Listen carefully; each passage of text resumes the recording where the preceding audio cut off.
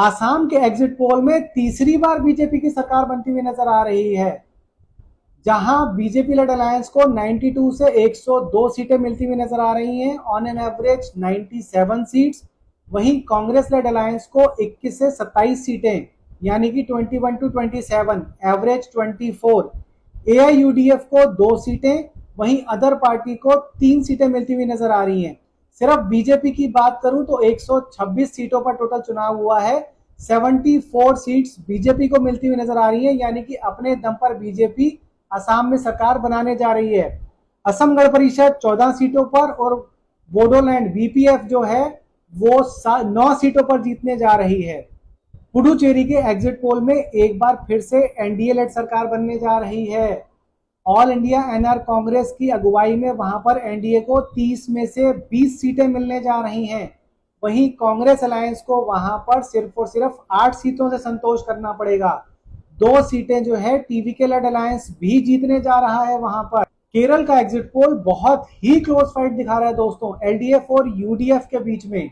BJP तो ज्यादातर जगहों पर है ही नहीं, जहां 140 सीटों में एलडीएफ को 61 टू 73 सीट्स मिल रही हैं, एवरेज अगर लगाई जाए तो 67 सीट्स। वहीं यूडीएफ को, जो कि कांग्रेस बैक्ड है, उसको 64 से 74 सीट्स मिलने की उम्मीद है, यानी कि on an average 69 seats. BJP को 1 से 5 सीट मिलने की उम्मीद है, एवरेज लगा के चलिए तो 3 सीटें। तमिलनाडु के एग्जिट पोल में डीएमके की सरकार जाना तय है। तमिलनाडु के 234 सीटों पर डीएमके की अलायंस जो है उसको 78 से 98 सीटें मिलने की उम्मीद है। मेजोरिटी फिगर मार्क जो है वो 118 का है।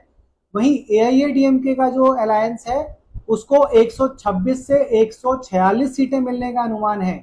एवरेज की बात करें तो डीएमके को 88, वहीं एआईएडीएमके को 136 सीटें मिलने का अनुमान है। टीवीके को भी जो है लगभग 5 सीटें मिल सकती हैं। ऑन एन एवरेज अगर बात करें तो 4 से लेके लगभग 8 सीटें जो है टीवीके लेके जा सकता है। पश्चिम बंगाल के एग्जिट पोल में बीजेपी के लिए सीटों की सुनामी है दोस्तों, सुनामी। बीजेपी को जहां 195 से लेके 221 सीटें मिलती हुई नजर आ रही हैं, एवरेज अगर बताऊं तो 208 सीटें।